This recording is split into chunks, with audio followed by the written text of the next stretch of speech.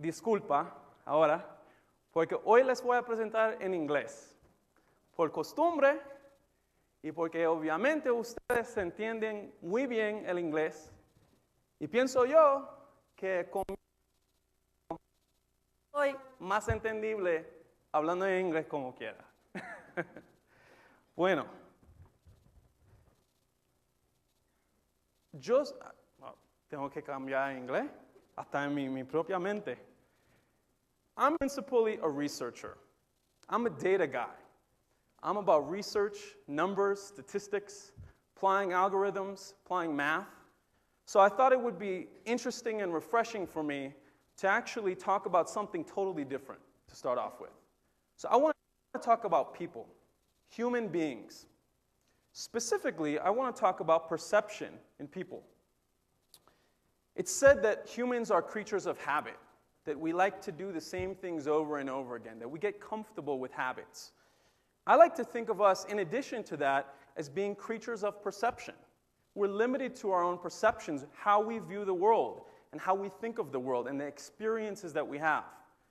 So when you think about perception in human beings, it forms the way that we think of our world around us, the way that we think of others that we interact with on a day-to-day basis, the way that you're going to think about me after this presentation is over, and also the way that we think about even ourselves, the way that we see ourselves in the mirror, so to speak. So these are very powerful things that shape the way that we live our lives, the way that we actually perform our businesses, and the way that we do things from day to day. And in fact, perception goes back to the very beginnings of man, early civilization. One of the most, what I would say is notorious stories of perception was this perception that the world was actually flat many hundreds of years ago. It's actually a very easy perception to understand why people thought that, right? If you take a normal street view from right here in La Ciudad de Mexico, and you look, you observe, you look around you, the world appears to be flat. We drive on flat roads, we live in flat houses with flat floors, everything stands up on its own. It doesn't appear to be curved. But obviously we know that this is wrong. So another interesting observation about perception is that although they're very powerful, and they can be formed on an enormous level and gain tremendous traction within a culture, within a religion, within a nation, they can also be changed. So I think the best example of this is, again, going back to this idea that the world was flat, one way to fundamentally change perceptions is to actually prove them wrong, to actually go out and brute force and show that a perception is incorrect. So there was this idea that if you sailed westward in the Atlantic Ocean, you would actually fall off of the edge of the earth because the earth was flat. So we all know how that perception was changed and essentially broken was by actually proving that if you sailed westward, you could get to the other side of the world. You could actually discover a new continent, but the world was circular. It was connected. It wasn't flat. But that's not the only way to change perception. There are actually several ways. So one of them that's also very powerful is perception of others. So what do other people think? And principally, this is word of mouth. This is what other people say, what other people think, what other people write about. Certainly today, this conference is a great example of word of mouth, and I hope that some of you will have your perception somewhat changed by some of what we say today up here on stage. Another way is obviously that I think is very applicable to this audience today, and since we're talking about interactive, we're talking about marketing, is certainly social media. This is a powerful new force that is influencing this perception change. So you can actually go to sites like High Five and Twitter and Facebook and MySpace and actually see what other people are thinking, generally and also within your own social circles. So people that you associate with, what do they think? What do they think about a certain product? What do they think about a certain restaurant, etc.? This is also a very powerful force for change. And finally, within the digital space, you also have this powerful online review system. So message boards, discussion boards, reviews on sites like Amazon.com, for example, where you can get opinions of others. Did they like that book? Did they not like that book? Was that product durable, or did it wear out after 6 months or something like that? So here's another fundamental way, other than simply proving things wrong, that we can influence perceptions of others and change them. And I hope that most of you got ahead of me and actually thought, as I was discussing ways to bring about change in perception, I hope that you were all thinking that advertising is fundamentally about perception and perception change and shifting that and molding that and controlling the image of your brand and controlling the image of your products.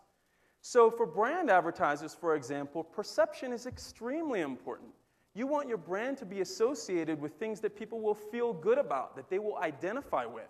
So if you're Bimbo, it makes a lot of sense to associate your brand with Club America and with athletes and people like that. My apologies to any Cruz Azul fans in the audience. Very powerful element of branding. Likewise, if you're going for direct response and you're selling goods, perception is likewise very powerful. For example, an ad that talks about sale, 50% off, is essentially meant to change the perception of value for that good. Am I getting a good deal? Am I getting a bad deal? Wow, it's 50% off. It's half the price that it should be. I'm getting a great deal on this. It's all about perception. So the question that I want to fundamentally pose to all of you out there today is, how do we perceive the world of digital marketing today? What do we think about it? And I want to leave this as an open question for you to think about as I go through the rest of this deck. But I want to pose a theory that I hold based on sort of the evolution of digital marketing and where we've gone with this space up until this point. I believe fundamentally that the thing that makes digital different is the fact that it is accountable.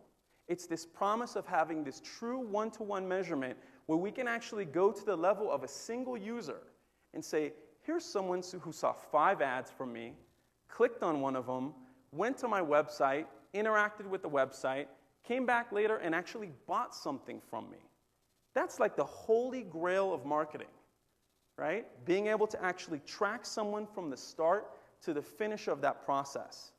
So I believe fundamentally that the way that we perceive digital marketing and the online space is tied to this promise of accountability. It's what makes it fundamentally different from all of the other media forms. So just keep that in mind as we talk about perception, because, again, I think our perception is very much shaped by what we are able to measure online. So speaking of that, what are we able to measure online today? What's sort of the state of the industry in terms of that accountability? How well have we done in terms of fulfilling that promise of delivering true one-to-one measurement at a user level of brand interaction, of sales, of ROI on our ad spends? So don't get too excited. I'm not giving out free Coronas or anything like that. But I want to tell a story. I want to tell a story about this. And I want you all to imagine for a second that you are the new CMO of Corona. If the CMO of Corona is here today, I apologize. I don't think your job is in danger, but let's just role play for a second. You are the new CMO, and what you want to do principally as the new CMO, you've been tasked with growing this brand and increasing sales via marketing programs for Corona in 2009 and 2010. So you decide what you're going to do as the new CMO is you're going to actually go down to the street level and interact with people, your consumers, your target audience, the folks that you want to reach with your marketing. And you're going to see how they interact with Corona. What do they do? What do they look like? How do they behave? So you go all over La Ciudad de Mexico, to different restaurants, to different bars, to different antros. And you actually see all over the place the same thing, which is this neon Corona sign in the window. Customers walk past it over and over and over again, go into the bar or go into the restaurant and order a Corona, and they get it and they drink it, and maybe they order a couple more, but it's the same behavior over and over again. So based on this very simple observation, right? Remember, observations form our perception. You draw a very basic conclusion. Corona sales are all tied to neon signs. It's all about the neon signs. Forget about the sponsorships. Forget about billboard, radio, print, online. let's dump all of the budget into neon signs, right? Because that's what's driving the Corona sales. I know it sounds ridiculous, but it's actually what we've been doing online for the most part. It's not far from that analogy. Here's the reality of what we can measure today. And again, keeping in mind this idea that I have, which is how we perceive online is tied to what we can measure. Essentially, we're measuring the very last thing that happens before someone goes and buys something online, goes and signs up for something online, goes and visits a web page. It's that very last transaction. So here are 4 users, or 5 users actually, who bought something from you, who are incredibly valuable, but we're only placing any emphasis on that very last advertising touch point, the digital equivalent of the neon sign. When in reality, we have a bit of a reality check here, right? Which is that we know that in country after country, the users that are online are actually spending a lot of time consuming various things. And they're consuming a lot of media, a lot of advertising, a lot of sponsored media across multiple channels. They're watching web videos that have pre-roll ads. They're seeing display media all over the place. They're going to social sites and getting ads there. They're going into search and they're searching for things and they're clicking on sponsored keywords and natural search keywords and stuff like that. So we know essentially the real picture of what's going on, right? That promise of true accountability, that we're going to paint a very accurate picture of what's going on online in the digital space, what's working and what's not working, is actually very different. These two pictures are very different. What we measure versus what's really happening. So I would propose the theory that our worldview right now of this digital space, if you believe that it's tied to measurement and what we're able to quantify and measure and actually take action upon, it's a flat world. It's not a round world. It's not an interconnected world where you have multiple channels and multiple ads and building brand and building awareness and driving people through a sales funnel. It's not about that. It's flat. It's the very bottom of that funnel. It's that very last thing. It's the neon sign. So, the question that I wonder, now we're getting to my part, the data, the numbers. So, the question that I ask myself is, what's the difference between these two pictures? How different are they? How much data are we really ignoring? It's actually 94% of the data. 94% of the ads that people are seeing, that they're clicking on, that they're interacting with. You've heard the word engagement used a lot today. 94% of the engagements are being simply thrown away today in favor of only crediting that very last ad. This is a pretty remarkable thing if you go back to that idea of accountability and the promise of online, is that we'll be able to measure all these things. We'll be able to leverage all that data and make better decisions about what's working and what's not working for our campaigns. We should be able to get better optimization, better performance out of our dollars if we spend them online in accountable media as opposed to other media. So the next data guy random number I want to throw out there, 22% is what we found when we actually looked at the 2 main online channels for advertising, search and display. We actually measured 11 different advertisers, and we took their search clickers, their sponsored search clickers, in all the different search engines, and we split them into 2 categories. We said, of these people that click search, the ones that only click search and don't see any other ads, and those that click search but also see display ads from the same advertiser within that time period. We found that those that were exposed to both search and display together were actually 22% more likely to convert, to actually buy something. So if you think about this last ad standard, where we only focus on the very last thing, here's a case of where it's leading us to really make the wrong observation, to draw the wrong perception of what's going on, right? Because we can only credit one of those 2 things. We can only give the credit to search or to display. And in this case, they're actually working in concert with one another. They're working together to achieve the objectives of the campaign, but we're not able to measure that. So it takes us back again to this idea of the world being flat, as we're able to measure and perceive it today. So another element is navigational search. We wanted to understand how often does it happen, how does it work. I think we're all aware of what's navigational search. We've all done this at what time or another. This is where you actually go into your search toolbar, and rather than type in the website that you want to go to, www.nike.mx, you actually go in and you type, la página web de Nike, or you type, Nike.mx. You're actually searching for a place that you already know exists. You already know it's there. You're just trying to get there. So we took 30 advertisers, we took their sponsored search links, and we actually divided them into two categories along two different metrics. The first one was very simply branded keywords versus non-branded keywords. And we were very conservative here in deciding what's a branded keyword. So a branded keyword, if you're Nike, es la página web de Nike. Nike.com, Nike.mx, Niketown.com. It's not something like cheap Nikes or Nike Air Jordan, because you might be looking for those somewhere else. They're terms that Nike sort of owns as a brand, but they're not branded keywords.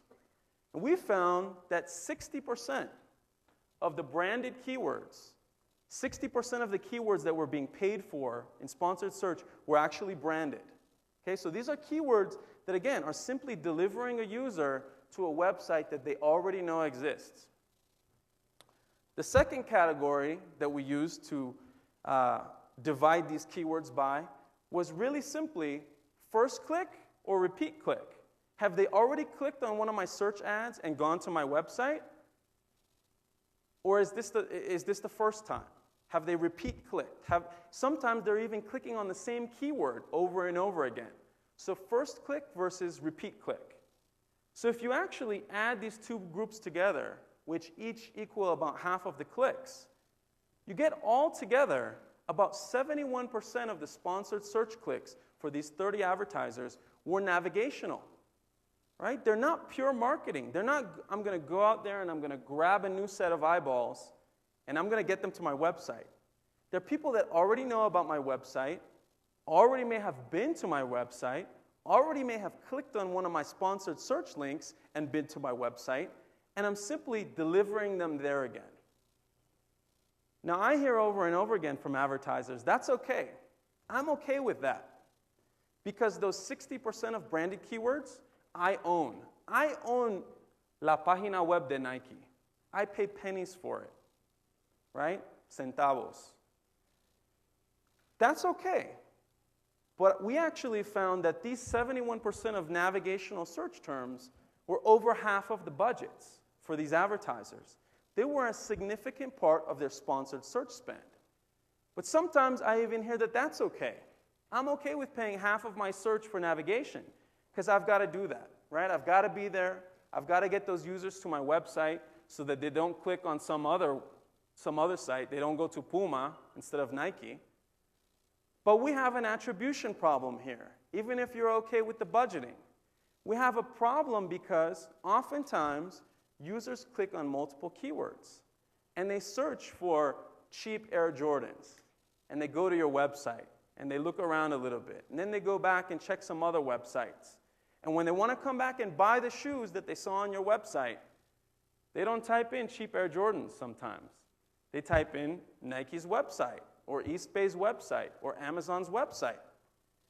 So using the last ad, using the neon sign to actually credit our media, we lose the fact that it was a different keyword that actually got them to my site, that actually introduced them to my brand, that actually went on and grabbed a new pair of eyeballs and brought them to me. We lose that element. So here's another case of the way that users are interacting, the way that things are happening online, the way that they're interacting with advertising and they're finding out about your brand and delivering the sale to you is actually very different from what we measure. Very different. So one question that I'm asked quite frequently is, how many ads do people actually see online? How often do they see ads and how many do they see before they actually buy something from me? So we actually were quite surprised to find that people who convert online, even within 1 day of their purchase, are seeing on average 2.2 ads, over 2 ads from the same advertiser that they're buying from. And in fact, if you look back in their histories, you look only 2 days back, they see 5.5 ads from the same advertiser. They're being reached very, very often, right? You can go all the way back to 90 days. The average advertiser is reaching them about 19 times with a tremendous amount of different messaging. Now keep in mind, we only credit 1 ad. So the next question that I have is, out of those 19 ads that someone sees prior to a sale, where are those ads coming from? And does it make a difference where it happens in time? Right? You think of the digital sales funnel. It's a marketing concept that's tried and true, even in traditional media. It's this idea that I'm going to build awareness, consideration, purchase intent, and then I'm going to finally deliver the sale at the end. I'm going to capture that user, and I'm going to sell them my product. That notion doesn't exist online because we only focus on the very bottom of that funnel. When we know people are seeing many, many ads over the course of this process. So we wanted to know, where are they seeing those ads, and does it make a difference by time? If it's just random, maybe it's okay that we measure only the very bottom. Right? Maybe that's a pretty good indicator of what's happening all the way throughout. But we actually found that that's not the case. When we looked at users that converted, we found that their media consumption made a great difference by where they were in that process, how far away they were from actually buying something. And we found, quite remarkably, that it matched up very well with this concept of the purchase funnel. This idea that I think marketers have inherently, right, which is that if I buy certain sites that have broad reach, like photo, like real estate, like music, like directories and portals, I'm going to hit people with largely awareness messaging, right? I'm going to reach lots of people, and I'm going to be able to build awareness for my campaign or my product or my brand. And as people go through that process and they get a little bit more serious about buying a camera or buying shoes or buying a trip, they go to different types of sites. They go to more contextually targeted sites in the middle, things like technology, things like sports. Those are good places to reach someone who's a couple weeks away from a purchase and show them that ad that's not going to create awareness now, it's going to create purchase intent or consideration. Show them a little bit more about your product. Maybe dabble in a little bit of offering pricing. And then the usual suspects show up at the very bottom. Search engines and affiliates. These are great places to actually close the sale. To have that sponsored link that says 20% off today. Change their perception in terms of the value of the product and actually capture it. Now the thing that I want to point out is that this graph is bimodal. There are essentially really only 2 places that publishers live. They either live at the very bottom, right, the very bottom of the funnel where they're grabbing all those sales and they're getting a lot of credit for that last ad, or they live up higher, in the middle or the top. Virtually all of the rest of the publishers are reaching people 14 days or further out, where they're doing a lot of that awareness building, consideration, and intent. But they're not going to get any credit for that work that they're doing, that heavy lifting that they're doing earlier on in the campaign via that last ad standard, because they are not the neon sign. So, I've spent lots of time talking about the trouble with our worldview. And my view, at least, that the world, as we measure it and we perceive it, is flat. So how do we get to a round world? How do we actually get closer to reality and fulfilling that promise of accountable media for the online space? Well, I think it's actually really simple. The first element that is a no-brainer, don't throw away 94% of the data. That data is there. It's valuable to marketers. It's gold. If you think about data-driven organizations, Amazon.com is a great example. They've been able to build their brand using data about what people like, preferences, targeting, all these different types of things. The CEO of Amazon, Jeff Bezos, says, never throw away data. That's exactly what we've been doing. We've been throwing away 94% of the engagements that we're having with consumers. Don't throw away that data. And if I think about a really simple way to do this attribution, I might think about using frequency. So if I buy something and I was reached by 8 ads prior to that, and Terra reached me 4 of those 8 times, maybe Terra should get about half of the credit for that sale, rather than all of the credit going to the very last ad. But we actually know a lot more than frequency. We have these user paths, and we actually know things like recency, for example. So if I'm going for a very direct response-oriented campaign as opposed to a brand campaign, I may want to favor recency. Right now, we only favor the most recent ad, the last thing to happen. But certainly, I might want to give more credit to the ads that happened a day or 2 before the conversion. One that's been tremendously ignored in the online space is size, the size of an ad. If you're building a brand, this is tremendously valuable to you. You spend more on bigger ads. It has more of your logo, more of your color, more of your copy, more of your offer. Just more to offer, period, on a bigger ad. And it matters to you if you're a brand, if your engagement was showing someone a big banner or an expanding banner or a video, as opposed to a little teeny tiny text link that they may not even know has anything to do with your brand.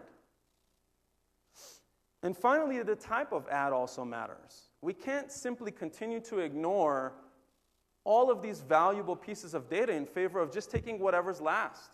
We know, for example, video and rich media and engaging types of media actually are good at delivering people to a brand, delivering them to a website, changing their perception, as opposed to some other things that are very flat and not engaging. And in fact, there's a whole bunch of data that we can leverage that's being captured today across a variety of different systems that's just not being used. Another complication, I think, that is keeping us from getting to the world being round, as we know it is using short windows. So there's this tendency in a lot of digital advertisers to really shorten up their windows and say, you know, I only want to count credit for a conversion if there was an ad seen or clicked a day or 2 or 3 days prior. But what we do there is we actually, we cut down the number of conversions we count and we credit to online. We actually cut down on the reality of those conversions. Because again, 75% of conversion windows that we see in our system are actually less than 14 days. But you saw from the sales funnel graph that a lot of the publishers don't reach users within that last 14 days. They do their work earlier. So if we really want to reflect reality, we've got to leverage a lot more data. And we've got to make decisions based on all of that data, how all of the parts of the funnel are actually working together in driving a user down to a final conversion. So the exciting part for me is that this concept of moving beyond the last ad is really a natural evolution of this space. Right? In the beginning, online was so new and promising and exciting because we had that idea of having a true ability to have accountable media and measure down to a user level, right? But it was very simple. It was things like counting impressions, right? How many impressions did I have served on Yahoo versus Terra versus someone else? Then we figured out that impressions and reach maybe aren't the best way to do things because we still have this measure of ROI, return on investment. What am I getting back for those 1 million impressions on Yahoo? So then we said, well, people can click on the ads, right? Maybe I should count clicks. That's a pretty good thing to measure. So then we counted clicks and click-through rates. And then people figured out, well, maybe click-through rates aren't the best way of doing it either, right? Because I could get a lot of clicks, but they're not very qualified clicks. They're not people that actually go and buy things from me. So this concept, this natural evolution of the online space, this is still a very new space. But it's exciting because it's constantly evolving. And the exciting part for me is this idea of going beyond the last ad has been around conceptually for a couple years. People have been talking about this. People have sort of realized the limitations of what we've been using. It's exciting for me in that it's actually real today. There are actually technologies that exist. Microsoft's solution is called engagement mapping.